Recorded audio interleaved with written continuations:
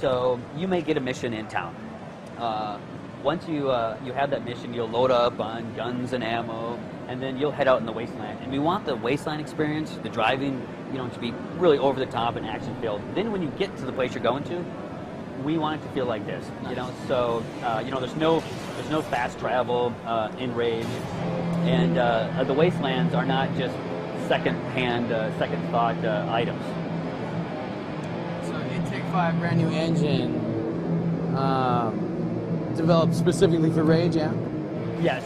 This is our new technology. It's a true cross-platform technology. It runs 60 hertz, and 60 hertz for us is very important because if you want to have that intense feel that you are fluid graphics, that you're in the game, you really need to be running fast, and 60 hertz will get you that speed. Yeah. Sorry, I'm sure that folks at home are actually probably sending so many emails that it's just straight up breaking it.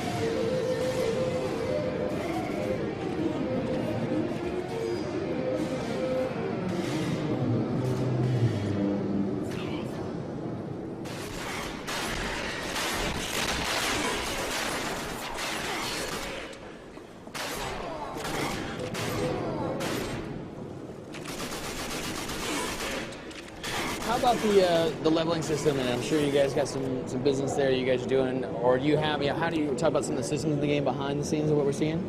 So in Rage, we don't have it's not a classic RPG where you're level 10, level 20. Your progression in the game. Do you want me to keep playing, or do you want me to? Please. Yeah, okay. You're. Yeah, don't stop playing, no matter what. Okay, you're going to listen to the game. Your progression in the game really comes down to the weapons that you have, the items. We have this whole engineering system where you can find separate components to build things like turrets. You can build like sentry bots. You can build all sorts of interesting things that you can use the way that you want to. So it's not just, here's a new weapon, why don't you, run and gun. The way that the player plays the game and what items and weapons that you like to use, see that right there was a great example of our dynamic traversals that this Ghost clan is able to do. That guy jumped over the railing. I was running this way. He realized that, I need to get up there, so he came right back up. Yeah, that's very unique to just this Bandit clan. It's also very unique to the advanced AI that we have in Rage.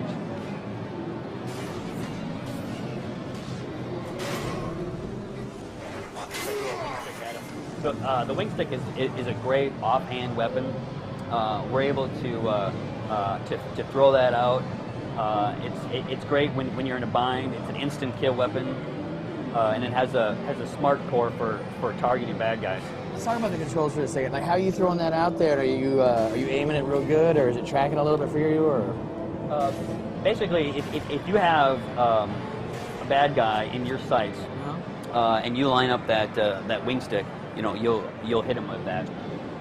We've tried to keep the controls as straightforward as possible. We basically use the Call of Duty controls. 20 million people learn where jump is. Don't change the button. And we try to keep the action as intense as possible because that's really where the fun is. So I'm going to go ahead and place a turret here behind me, and then I'll be able to engage these bandits down this long hallway. Now, Tim, tell me, is this a collective effort in terms of like the passion and desire of what this game's all about? Is this your own personal project that you've wanted to do for a while? What's the backstory on Rage? It definitely seems like there's so much unique to it that it seems like a passion or labor of love in some ways to somebody.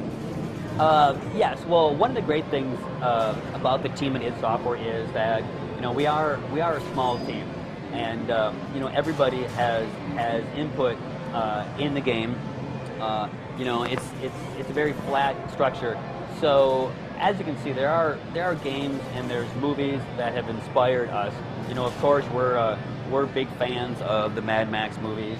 We're also fans of some of the over-the-top driving games like MotorStorm. But really, the greatest inspirations for us with Rage is our past games. What we did with Doom, what we did with Quake, what we did with Wolfenstein. And a lot of the guys at the company have been there so long that we just know how each other, how we think. So it really adds to a really great experience. And great team. You just can't get that. It's like either that's there or it's not. And like you can clearly see, I think in the products that look this good, that there's got to be some chemistry that happens behind the scenes to make some magic come together. Yes. So when are you guys looking to come out with Rage? And you said before PS3, PC, and Xbox 360. When's that going to happen? When are we going to see? Well, we won't see Rage until next year. The game, as you can see, is running fast. It's looking good. But I know I have some help. One of the neat things about Rage is you as a character. You are part of this program that the government's initiated before the impact, where they buried all these people in these small kind of self-contained pods or arcs. So you have these things inside you called nanotrites, and nanotrites, help you survive. They'll regen you. They give you extra strength. But we also have a quick health system. That guy got tired of shooting at me from a distance, so he decided to run up and try to get in my face. And then, as players, if they like the auto regen, they can use that. If they like to use more like the health packs, the classic, health regen, the classic health mechanisms, they can use that. So, player choice is something that's very important to us at id. Oh yeah, I can imagine. It seems like it's all about. The neat thing is, like you were talking about a second ago, this game, drawing on influences from your past games. I could see. It's like you guys have some elements of Doom. 3, I guess you would say, like in terms of like the structure. A lot of those environments kind of lend themselves one way or the other. But the one thing I can clearly see is that you guys have like got it. It's a good balance between being moody lighting, but still being bright enough to where it's like very crisp and very clear and very Yes, this particular level, which we call the Well, is probably the most like some of our past games. But we have areas, like the Dead City, that's huge, outdoor, downtown-looking area. We have an area called Mutant Bash TV, where it's this kind of fun house of mutants, and there's this crazy kind of TV producer that runs the show. So we really try to change up the environment and change up the gameplay. Yeah. How do you, when you're talking about that home base, how do you actually get your new info to you? Like, are you going back to these same hubs and hitting people up? Here, let me go ahead and pause that and go to the menu there.